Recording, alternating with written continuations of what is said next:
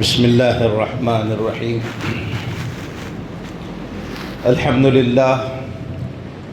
لله نحمده ونستعينه ونستغفره ونؤمن به ونتوكل عليه ونعوذ بالله تعالى من شرور أنفسنا ومن سيئات أعمالنا. من يهد الله فلا مضل له ومن يضلله فلا هادي له، ونشهد أن لا إله إلا الله وحده لا شريك له، ونشهد أن سيدنا ومولانا محمدا عبده ورسوله صلى الله تعالى عليه وعلى آله وبارك وسلم تسليما كثيرا كثيرا. أما بعد، فقد قال الله تبارك وتعالى في شأن حبيبه: إن الله وملائكته يصلون على النبي يا أيها الذين آمنوا صلوا عليه وسلموا تسليما. اللهم صل على سيدنا محمد وعلى آل سيدنا ومولانا محمد وبارك وسلم. جزا الله عنا نبينا محمدا صلى الله عليه وسلم بما هو أهله. اللهم صل على سيدنا محمد في أول وأوسط وآخر كلامنا. بزرگوں، بھائیوں، دوستوں، عزیزوں، ہم نے اکثر دیکھا ہے اور خود ہمارا اس پر عمل بھی ہے کہ اگر کوئی قیمتی چیز میرے پاس ہو، آپ کے پاس ہو، اور کہیں دور سے ہم لے کر اس کو اپنے گھر کی طرف آ رہے ہیں، تو وہ چیز جو قیمتی ہم سمجھ رہے ہیں، پیسہ ہو، سونا ہو یا کوئی اور چیز ہو، قیمتی چیز جس کو ہم قیمتی سمجھتے ہیں، راستے میں سواری کے لیے ہم بس میں بیٹھ گئے، ٹرین میں بیٹھ گئے، گاڑی میں بیٹھ گئے یا کسی اور چیز پر بیٹھ گئے، تو جب تک ہم اپنی منزل پر پہنچیں گے بار بار اس کو ٹٹولتے رہیں گے کہ کہیں وہ گم تو نہیں ہو گیا، چیک کرتے رہیں گے بار بار. اگر وہ جیب میں ہے تو جیب کو بار بار ہم چیک کرتے رہیں گے. اگر وہ ہمارے بغل میں رکھی ہوئی چیز ہے تو وہ بار بار ہم اس کو ٹٹولتے رہیں گے کہ کہیں گر تو نہیں گئی وہ چیز، کسی نے غصب تو نہیں کر لیا، کسی نے لے تو نہیں لیا. یہ بار بار ہم چیک کرتے رہتے ہیں کہ ہماری وہ چیز گم نہ ہو جائے، اور اس کے لیے جتنی حفاظتی تدابیر ہم اختیار کر سکتے ہیں وہ سب اختیار کر لیتے ہیں. اپنے پہلو میں رکھتے ہیں، بغل میں رکھتے ہیں، جیب میں رکھتے ہیں، سنبھال کر رکھتے ہیں. آزو بازو میں کوئی اپنا بیٹا بیٹھا ہوا ہو تو اس کو بھی کہتے ہیں کہ بیٹے اس کے اوپر دھیان رکھنا. بچی بیٹھی ہو تو اس کو بھی کہتے ہیں کہ کہیں گم نہ ہو جائے. بیوی ہو تو بیوی کو بھی کہتے ہیں کہ اس کو خیال رکھنا کہیں گر نہ جائے. بچہار جانب ہم کامل طور پر یہ انتظام کر کے چلتے ہیں کہ وہ ہماری قیمتی چیز کہیں گم نہ ہو جائے، جبکہ وہ قیمتی چیز کتنی قیمتی ہو سکتی ہے. وہ دنیا کی حد تک کام آ سکتی ہے، چند دنوں کے لیے کام آ سکتی ہے. ہمارے اور آپ کے پاس اس چیز سے لاکھوں گنا زیادہ ایک قیمتی چیز موجود ہے جس کو بچا کر صرف دنیا میں نہیں، قبر میں ہمیں پہنچنا ہے، جس کو لے کر ہمیں حشر میں پہنچنا ہے، جس کو لے کر اللہ ہمیں جنت میں پہنچائیں گے. وہ چیز میرا اور آپ کا ایمان ہے. قدم قدم پر اس کی حفاظت کا انتظام ضروری ہے. اگر یہ ہے تو ہم جنت میں جا پائیں گے، اگر یہ نہیں ہے تو اللہ کی قسم بغیر ایمان کے اللہ جنت نہیں نصیب فرماتا ہے. اللہ کا اپنا نظام، اللہ کا اپنا قانون ہے، اللہ کا اپنا دستور ہے. شرک کے ساتھ جو جائے گا اللہ اس کی مغفرت نہیں فرمائے گا. ان اللہ لا یغفر ان یشرک بہ وَيَغْفِرُ مَا دُونَ ذَلِكَ لِمَن يَشَاءُ. اللہ سارے گناہ معاف کرنے کے لیے تیار ہیں، شرک معاف کرنے کے لیے تیار نہیں. لہذا گناہ ہو جائے معافی مانگ لیں، اللہ تعالیٰ معاف کرنے کے لیے تیار ہیں. قُلْ يَا عِبَادِيَ الَّذِينَ أَسْرَفُوا عَلَىٰ أَنفُسِهِمْ اپنے حبیب سرکار دو عالم صلی اللہ علیہ وسلم کے ذریعے اعلان کروایا، قل، اے نبی کہہ دو میرے ان بندوں کو، یا عبادی الذین اسرفوا علی انفسہم، جنہوں نے اپنے اوپر زیادتی کی ہے، جنہوں نے گناہ کر رکھے ہیں، ان سے کہہ دو لا تقنطوا من رحمت اللہ، اللہ کی رحمت سے مایوس ہونے کی ضرورت نہیں، ان اللہ یغفر الذنوب جمیعا، اللہ سارے گناہوں کو معاف فرما دیں گے۔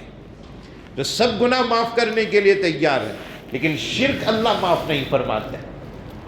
لہذا ایمان کا بچانا یہ بہت ضروری ہے۔ اچھا، ہم اپنی قیمتی چیز کو بچاتے ہیں چور سے، غصب کر لینے والے سے، گر جانے سے، یہی چیزیں ہیں جس کے ذریعے ہماری چیز غصب ہو جاتی ہے، ختم ہو جاتی ہے۔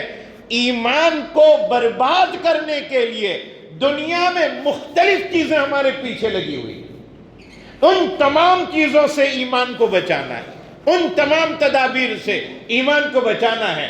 ابھی رمضان المبارک کا مہینہ گزرا، رمضان کے بعد کی نئی زندگی ہماری شروع ہو گئی۔ ایسا لگتا ہے کہ ہمارا مسجد تک کا کنیکشن صرف رمضان تک کا تھا، نمازوں سے تعلق صرف رمضان تک کا تھا، قرآن سے تعلق صرف رمضان تک کا تھا۔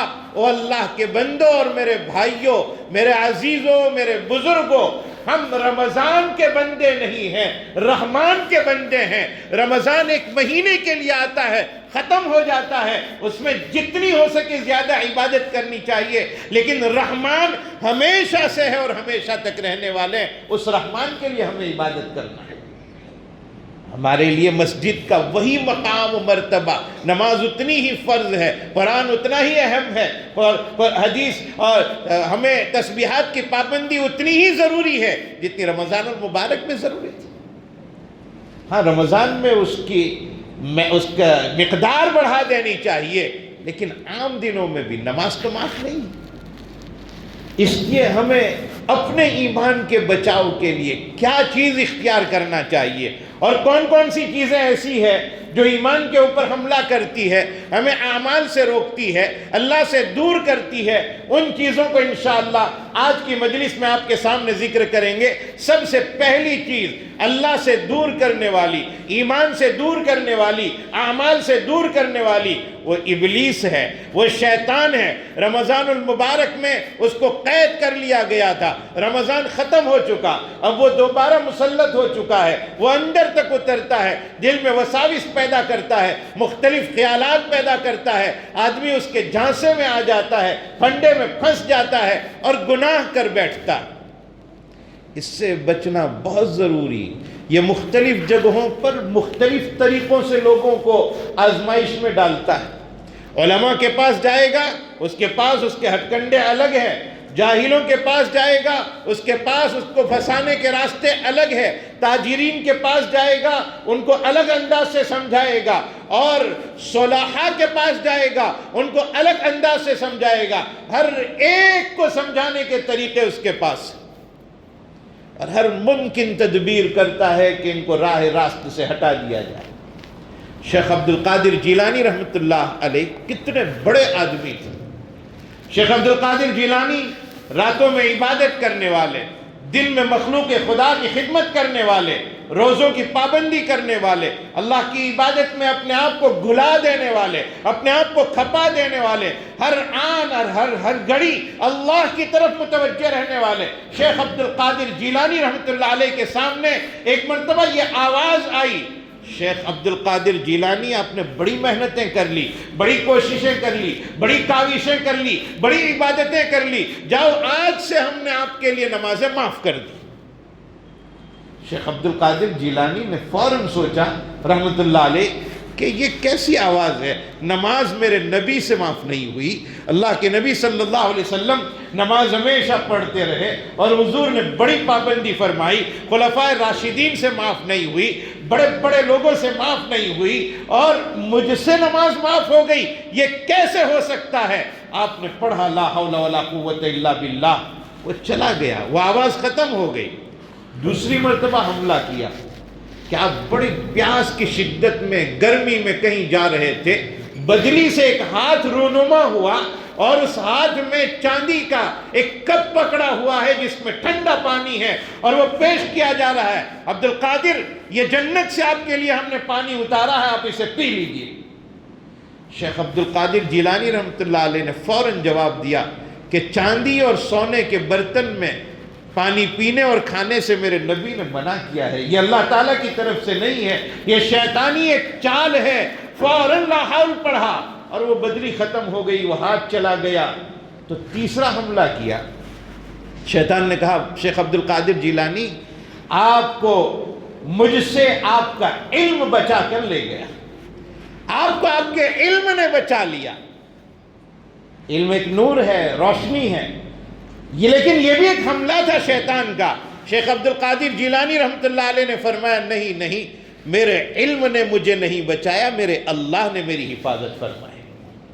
ہمارے بھی آخری دور کے محدث عظیم امیر المؤمنین فی الحدیث حضرت مولانا شیخ محمد یونس صاحب جون پوری نور اللہ مرقدہ مکہ مکرمہ میں ایک مرتبہ سیڑھی سے اترتے ہوئے نیچے گر گئے اور سر ٹکرا گیا زمین کے ساتھ، لیکن حضرت کو کوئی تکلیف نہیں ہوئی، کھڑے ہو گئے، درد بھی نہیں ہوا، پریشانی بھی نہیں ہوئی۔ تو کسی نے کہا یہ حضرت کی کرامت ہے، حضرت نے فوراً تنبیہ فرمائی، فرمایا یہ میری کرامت نہیں، یہ میرے اللہ کا کرم ہے، اللہ نے میری حفاظت فرمائی۔ تو ہر آن و ہر گھڑی اللہ کی طرف نظر ہو، اللہ تعالیٰ شیطان سے ہماری حفاظت فرمائیں گے، ورنہ شیطان کوشش میں ہے۔ اسی لیے ایک مرتبہ شیطان کے چیلے نے شیطان سے سوال کیا، اپنے بڑے سے، ابلیس سے سوال کیا کہ میں دیکھتا ہوں کہ ایک بہت بڑے عبادت گزار کا انتقال ہو جاتا ہے، آپ کو اتنی خوشی نہیں ہوتی جتنا ایک عالم دنیا سے چلا جاتا ہے آپ کو بہت خوشی ہوتی ہے۔ تو شیطان نے جواب دیا کہ تجھے پتہ نہیں، چل میں تجھے سمجھاتا ہوں، میں تجھے ایک عبادت گزار کے پاس لے جاتا ہوں اور ایک عالم کے پاس لے جاتا ہوں، تجھے خود سمجھ میں آ جائے گا کہ میں کس کو جلدی بہکا سکتا ہوں اور کس کو جلدی بہکانے میں کامیاب نہیں ہوتا۔ چنانچہ ایک عابد کے پاس لے گیا اور عابد کو جا کر یہ پٹی پڑھوائی کہ بھئی ایک انڈا ہو، چھوٹا سا انڈا، چھوٹا ہی ہوتا ہے، اور ساتوں آسمان اور ساتوں زمین جتنے ہیں اتنے ہی باقی رہیں، اور اللہ وہ ساتوں آسمان اور زمین کو جو اتنے بڑے ہیں اتنے چھوٹے انڈے میں اگر داخل کرنا چاہے تو ہو سکتا ہے ایسا۔ عابد کے پاس علم نہیں ہے، اس نے کہا نہیں بھئی اتنا سا انڈا ہے، اتنا بڑا آسمان، اتنی بڑی زمین ہے، وہ نہیں سما سکتی ہے ایک انڈے میں۔ یہ عبادت گزار تھا، اللہ کی قدرت کا گویا اس کے سامنے احساس نہیں تھا، وہ کس حالت میں انکار کر رہا ہے، ایمان سے گویا اس نے ہاتھ دھو دیا، اور وہی ابلیس اپنے چیلے کو لے کر ایک عالم کے پاس لے گیا اور جا کر کہا عالم کو کہ ایک چھوٹا سا انڈا ہو اور ساتوں آسمان و زمین اللہ تعالیٰ اس میں رکھنا چاہے۔ تو مولانا نے جواب دیا ان اللہ فعال لما یرید، اللہ ہر چیز کے کرنے پر قادر ہے، اللہ اسی انڈے میں اتنی سائز کا رکھ کر اور آسمان و زمین اتنے ہی بڑے رکھ کر اللہ داخل کرنا چاہے تو کر سکتے ہیں۔ شیطان نے اپنے ماتحت کو سمجھا دیا کہ دیکھو عالم کو اللہ تعالیٰ نے نور عطا فرمایا ہے اور اللہ کے اس نور کی روشنی میں وہ میری چالوں سے بچتا ہے، عابد نہیں بچ پاتا، اس لیے عابد کے مرنے پر اتنی خوشی نہیں ہوتی جتنی ایک عالم کے مرنے پر خوشی ہوتی شیطان کو۔ تو میرے بھائیوں میں یہ عرض کر رہا تھا، شیطان ہمارے پیچھے لگا ہوا ہے، ہر ممکن تدبیر کرتا ہے، کوشش کرتا ہے کہ ہم ایمان سے دور چلے جائیں، اعمال سے دور چلے جائیں، وہ پٹی پڑھواتا رہتا ہے، وہ آج اور کل کرواتا رہتا ہے، ہمیں اچھا خیال بھی آئے کہ آج عبادت کرنا ہے تو وہ یہ سمجھاتا ہے کہ اب 2 دن کے بعد کر لینا، ابھی تو جوانی ہے، بڑی عمر تمہارے پاس ہے، بڑا لمبا زمانہ تمہارے پاس ہے، کیا اتنی جلدی ہے؟ اللہ تعالیٰ کے یہاں کل چلے جانا، کل عبادت کر لینا، کل مسجد میں پہنچ جانا، اس طرح لئی تو لال کروا کر اور آج اور کل کروا کر وہ ہمیں اپنے کام سے بہکا دیتا ہے۔ تو پہلی چیز شیطان سے ہمیں بچنا ہے اور اللہ سے دعا کرنا ہے اللہ ہماری حفاظت فرمائے۔ نمبر 2، رمضان میں ایک اور دشمن ہمارا کمزور ہو چکا تھا، وہ میرا اور آپ کا نفس ہے۔ ان اعداء عدوک ما بین جنبیک، تیرا سب سے بڑا دشمن تیرے پہلو میں بیٹھا ہوا ہے اور وہ ہمارا نفس ہے۔ شیطان اسی نفس کو پٹی پڑھواتا ہے اور نفس ہمیں سب دعوت دیتا ہے، چلو فلاں جگہ بہت اچھا لگتا ہے، گھومنے جائیں گے، اچھا لگے گا، فلاں حرام کام میں واقع ہو جاتے ہیں، بڑا اچھا لگے گا، دلچسپ منظر ہے، بڑا اچھا لگے گا، چلو چلتے ہیں۔ اور آدمی کا نفس آدمی کو گناہ کی طرف مائل کرتا ہے۔ رمضان المبارک میں کھانا بند کروا کر اس نفس کو اللہ تعالیٰ نے کمزور کیا تھا۔ اب دوبارہ ہم کھاتے پیتے ہو گئے ہیں، شیطان چھوٹ چکا ہے، کھانا پینا شروع ہو چکا ہے، پھر دوبارہ اس کے اندر طاقت و قوت پیدا ہو رہی ہے۔ اس کو بچنے کے لیے، نفس سے بچنے کے لیے کیا تدبیر اختیار کی جائے؟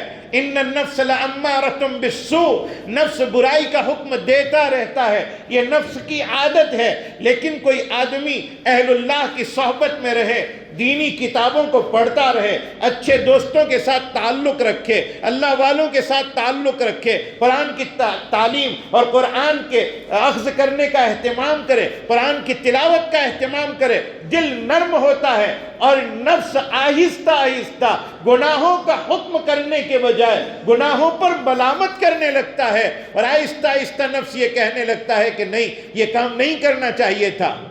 تو نفس جو پہلے لوامہ تھا، نفس جو پہلے امارہ بالسوء تھا، برائی کا حکم دیتا تھا، اب وہ برائی پر ملامت کرنے والا بن جاتا ہے۔ اور اگر ہم مجاہدہ کرتے رہے، کوشش کرتے رہے کہ نفس کے خلاف ہم چلتے رہیں۔ دہلی کی جامع مسجد کی سیڑھی پر ایک مرتبہ ایک کوئی بہت بڑے اللہ والے بیٹھ کر پتہ نہیں کیا بول رہے تھے، لوگوں کو سمجھ میں نہیں آ رہا تھا، دھیان سے سنا تو وہ یہ لفظ بول رہے تھے، تو میرا خدا نہیں، میں تیرا بندہ نہیں، تو میرا خدا نہیں، میں تیرا بندہ نہیں۔ صبح سے بیٹھے ہیں، بس ایک ہی رٹ لگائے ہوئے ہیں، ایک ہی جملہ بولے چلے جا رہے ہیں، تو میرا خدا نہیں، میں تیرا بندہ نہیں، تو میرا خدا نہیں، میں تیرا بندہ نہیں۔ لوگ یہ سمجھ رہے تھے یہ تو کافر ہو گئے، ایمان سے نکل گئے۔ ظہر کا وقت آ گیا، ظہر کے بعد پھر بیٹھ گئے، عصر کا وقت ہو گیا، پھر بیٹھ گئے، مغرب کے وقت ایک بندے سے رہا نہیں گیا اور جا کر پوچھا یہ آپ کیا بول رہے ہو؟ صبح سے یہی بولتے چلے جا رہے ہو کہ تو میرا خدا نہیں، میں تیرا بندہ نہیں۔ لوگ یہ سمجھتے ہیں کہ آپ اللہ کو کہہ رہے ہیں۔ کہا نہیں، میں اپنے رب کو نہیں کہہ رہا ہوں، لوگ غلط سمجھ رہے ہیں۔ صبح سے میرا نفس مجھے ایک برائی کی طرف لے جانا چاہ رہا ہے، اور اس نفس کو بار بار میں کہہ رہا ہوں کہ تو میرا خدا نہیں ہے کہ میں تیری بات مان لوں، اور میں تیرا بندہ نہیں ہوں۔ تو میرا خدا نہیں، میرا خدا تو آسمانوں میں ہے، میرا خدا تو وہ ہے جس نے مجھے پیدا کیا، میں اس کی بات مانوں گا، اے نفس میں تیری بات نہیں مانوں گا۔ تو نفس پر محنت کرنے کی ضرورت ہے۔ نفس برائی کی طرف لے جاتا ہے، اگر محنت کریں گے تو یہ برائی پر ملامت کرنے والا بنے گا، اور اگر محنت کریں گے کسی اہل دل کی صحبت میں رہ کر تو یہ نفس مطمئنہ بن جائے گا، پھر گناہوں سے دور رہنا اس کی طبیعت بن جائے گی، پھر نیکی کی طرف چلنا اس کی طبیعت بن جائے گی۔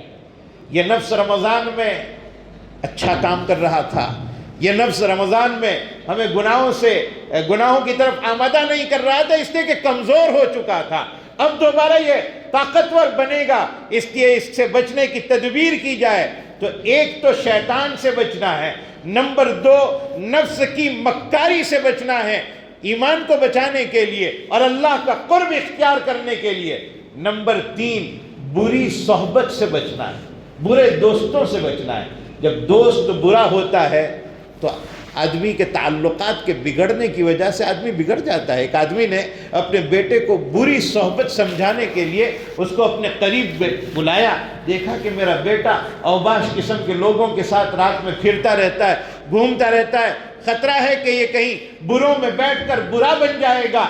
تو باپ نے، جو بڑا آدمی تھا، اپنے بیٹے کو بلایا اور بلا کر ایک پلیٹ میں 3 اچھے سیب اور ایک بگڑا ہوا سیب ایک پلیٹ میں رکھ کر دیا۔ کہا جاؤ بیٹا، میں اس کو کہیں رکھ دو، میں جب اس کو مانگوں تو واپس لے آنا۔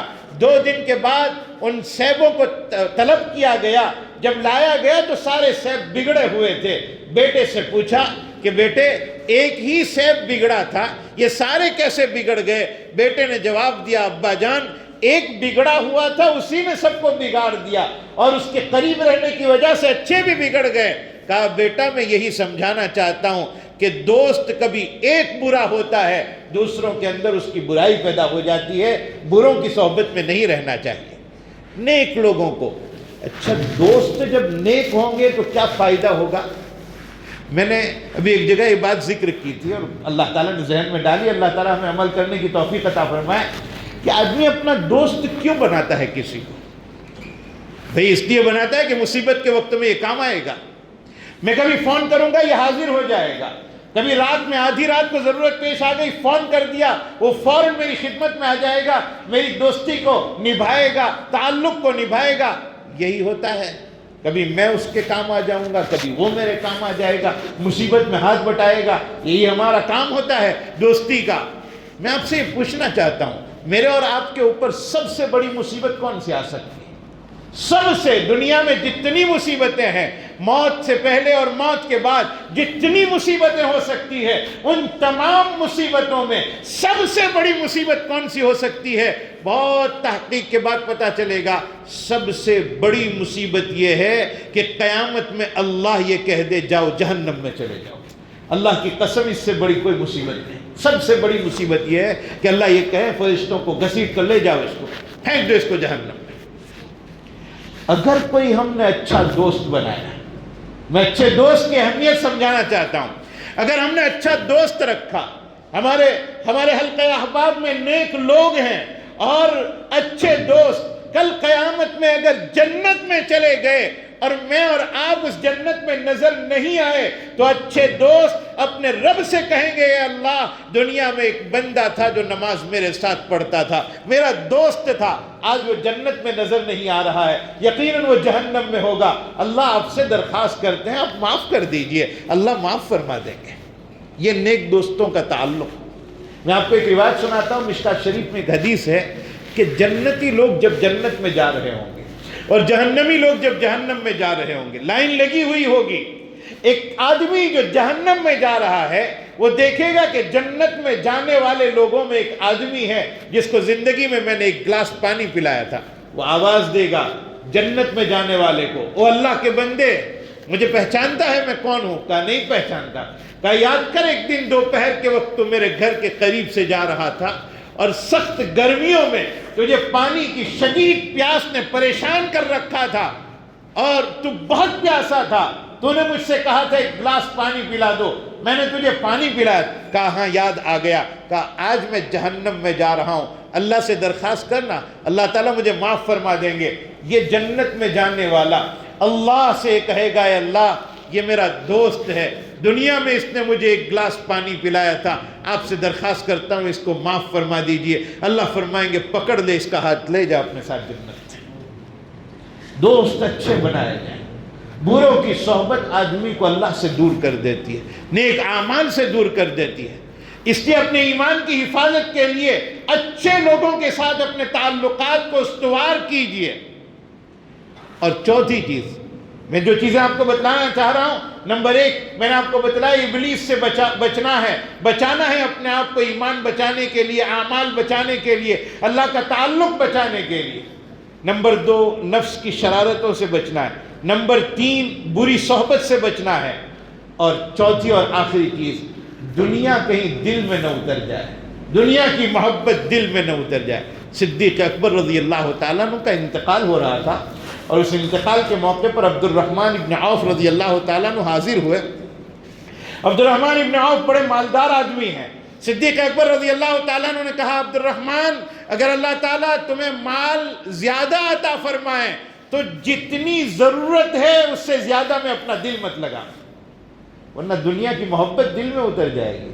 قاسم العلوم والخیرات حضرت مولانا محمد قاسم صاحب نانوتوی نور اللہ مرقدہ فرمایا کرتے تھے کہ 1 روپے کا سکہ اگر ہم 1 منٹ کے لیے ہاتھ میں لے لیں اور پھر اس کو ہٹا دیں، ہاتھ میں بو پیدا ہو جائے گی۔ اگر اس کی 1 منٹ کی صحبت نے ہاتھ میں بو پیدا کر دی تو زمانے بھر تک کے لیے اگر اس کی محبت دل میں اتار کر رکھیں گے تو دل کتنا بگڑ جائے گا۔ اس لیے ہمارا دل کہیں دنیا کی محبت میں پیوست نہ ہو جائے، دنیا کی محبت دل میں نہ اتر جائے۔ وما هذه الحیات الدنیا الا لہو ولعب، یہ دنیاوی زندگی کھیل تماشا ہے، ختم ہو جانے والی زندگی ہے. ایک وقت آئے گا آدمی کا انتقال ہو جائے گا اور انتقال کے بعد اسے دفن کر دیا جائے گا اور من و مٹی کے نیچے وہ پہنچ جائے گا. اس کی نئی دنیا شروع ہو جائے گی, نیا عالم شروع ہو جائے گا. اس دنیا میں رہتے ہوئے ہمیں ان 4 چیزوں سے اپنے آپ کو بچانا ہے.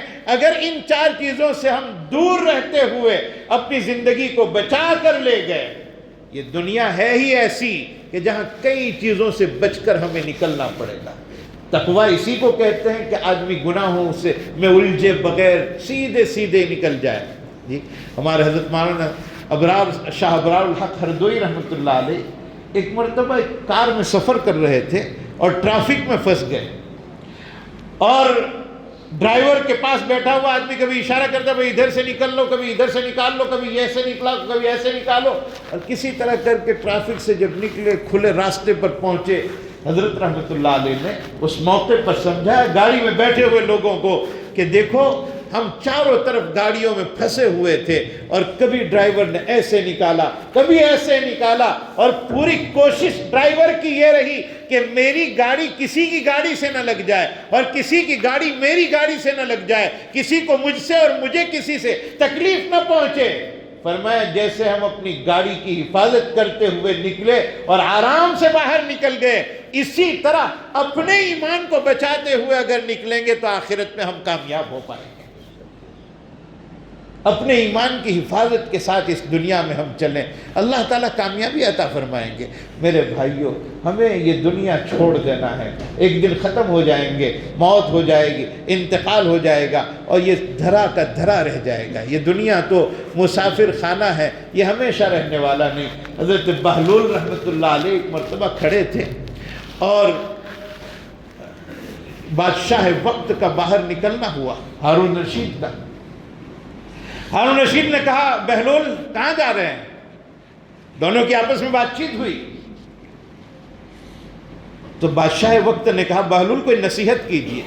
ہارون رشید نے کہا نصیحت کیا کروں, تیرے باپ دادا کہاں رہتے تھے؟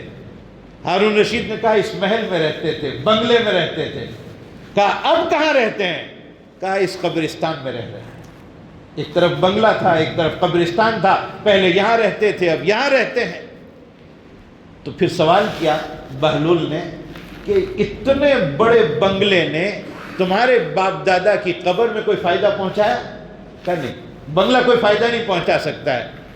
تو پھر بہلول نے کہا رشید آپ ایک کام کرو, ہارون رشید اتنے بڑے محل میں تم رہتے ہو, اتنی بڑی حکومت کو سنبھالتے ہو اور اتنے لوگ تمہارے ہاتھ کے نیچے کام کرتے ہیں, اس بنگلے میں رہتے ہوئے کوئی ایسی تیاری کر کے قبر میں پہنچو کہ قبر بھی بنگلے کی طرح بڑی ہو جائے, قبر چوڑی ہو جائے.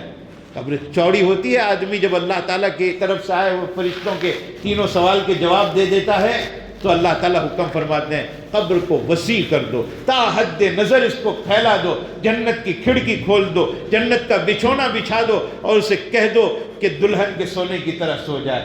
اگر وہ دن آ گیا اور اللہ کی طرف سے یہ اعلان ہو گیا سو جا اب تجھے کوئی نہیں بیدار کرے گا, رب کعبہ کی قسم وہ کامیابی کا دن ہوگا, وہ بڑی کامیابی کا دن ہوگا اور اس سے بڑھ کر کوئی کامیابی نہیں ہو سکتی. اللہ تعالیٰ نے ہمیں اس کے لیے یہاں بھیجا ہے, اس کام کے لیے بھیجا ہے. آج ہم ارادہ کر لیں کہ اپنے ایمان اور ایمان کے ساتھ ساتھ ہمارے حضرت مولانا سید ابو الحسن علی میاں ندوی رحمۃ اللہ علیہ کی بات کو یاد کرتے ہوئے صرف ایمان نہیں, ایمانی جتنی علامتیں ہیں ہمارے مسلمان ہونے کی, داڑھی رکھنا ہماری علامت ہے, ہم اس کو نہیں چھوڑیں گے. ٹوپی پہننا ہماری علامت ہے, ہم اس کو نہیں چھوڑیں گے. جیسے فرائض ہم ادا کرتے ہیں, نمازیں ادا کرتے ہیں, اس کے ساتھ ہم اپنی پہچان کو بھی باقی رکھیں گے. اگر ہم اپنی پہچان کو برقرار رکھیں گے تو میں قسم کھا کر کہہ سکتا ہوں کوئی کل کو ہمیں نہیں کہے گا کہ وقف کی زمین ہماری ہے, ہمیں دے. آج ہم نے اپنی پہچان مٹا دی ہے. آج ہم سے ہماری چیزیں غصب اسی لیے کی جا رہی ہے کہ ہم نے اپنی پہچان مٹا دی ہے. ہم اسلام سے دور ہو رہے ہیں, ہم اسلامی شعائر سے دور ہو رہے ہیں, اللہ کی عبادت سے دور ہو رہے ہیں, اللہ کے تعلق سے دور ہو رہے ہیں, تو پھر دوسرے لوگ ڈاکہ ڈال رہے ہیں. غلطی تو ہماری ہے. اللہ رب العزت ہمیں سمجھنے کی توفیق عطا فرمائے، اللہ تعالی ہمیں ایمان سے وابستہ رہنے کی توفیق عطا فرمائے، اسلام کے ساتھ وابستہ رہنے والا بنائے، اور ہمیں اپنا جو تعارف ہے وہ کھل کر لوگوں کے سامنے پیش کرنے کی توفیق عطا فرمائے۔ ہمارے اخلاق بولتے ہیں، ایک زبان وہ ہے جو ہمارے منہ میں ہے، یہ بولتی ہے اور بول کر ہم کہہ سکتے ہیں کہ ہم مسلمان ہیں، ایک وہ زبان ہے جو ہاتھ اور پیر کے ذریعے سے بولی جاتی ہے جس کو اخلاق کہتے ہیں۔ جتنی یہ زبان کام کر سکتی ہے اس سے کئی گنا زیادہ کام ہمارے اخلاق کی زبان کرے گی۔ اگر ہمارے اخلاق درست ہیں، اقوام عالم ہمیں دیکھ کر سمجھے گی کہ بھئی یہ کوئی نیک لوگ ہیں، یہ اچھے لوگ ہیں۔ ہم اپنے اخلاق کو درست کریں، ہم اپنے آپ کو مسلمان ہونا ظاہر کریں، ہم بتلائیں کہ ہمارے نبی نے ہمیں کیا تعلیمات دی ہے۔ میرے بھائیوں، یہی سب چیزیں کام کی ہے۔ اگر اس کو چھوڑ دیں گے تو ہم ناکام ہو جائیں گے، اگر ہم چھوڑ دیں گے تو ناکام ہو جائیں گے، اگر ہم چھوڑ دیں گے تو ناکام۔ اسی کو اختیار کرنا پڑے گا، اسلام کے ساتھ وابستہ رہنا پڑے گا، ایمان سے وابستہ رہنا پڑے گا۔ اسلام اور ایمان کو ایسا نہیں ہے کہ چند دنوں کے لیے یہ ٹوپی پہن لی، اتار دی، ختم ہو گیا۔ نہیں، قرآن کہتا ہے یا ایھا الذین آمنوا اتقوا اللہ حق تقاتہ ولا تموتن الا وانتم مسلمون۔ موت تک مسلمان باقی رہنے کے لیے قرآن ہمیں کہہ رہا ہے۔ تو میرے بھائیوں، یہ ہماری ذمہ داری ہے۔ اللہ تعالی ہمیں عمل کرنے کی توفیق عطا فرمائے۔ حالات دن بدن بگڑتے چلے جا رہے ہیں، اللہ تعالیٰ اس میں ہمیں استقامت نصیب فرمائے، اللہ تعالیٰ ہمیں ڈٹے رہنے اور جمے رہنے کی توفیق عطا فرمائے۔ اللہ تعالیٰ ہماری جان، مال، عزت، آبرو، ہماری املاک، ہمارے اوقاف، ہمارے مدارس، خانقاہ، مراکز، سب کی اللہ تعالیٰ حفاظت فرمائے۔ یہ دعا ازمن و از جملہ جہاں آمین بعد، وآخر دعوانا الحمدللہ رب العالمین۔